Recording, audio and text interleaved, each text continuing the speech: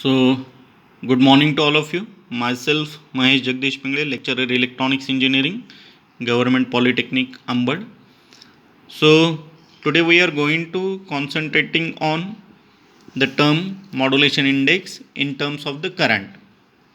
So, in our previous discussion, we calculated the relation of AM power in terms of current. Now, in this particular point, we are going to discuss the modulation index in terms of current. So as per the previous derivation, we know that IT by IC bracket square is equal to 1 plus M square by 2, which is nothing but PT by PC. Similarly, now what we are doing, now this particular one comes to this particular equal to sign. So that's why we will get the relation IT by IC bracket square minus 1 is equal to M square by 2.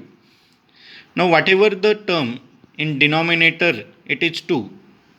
Now if I move this particular 2 in this particular side, so it becomes 2 into bracket IT by IC bracket square minus 1 is equal to M square. Now if I want to calculate the M, we have to take the square root of whole term.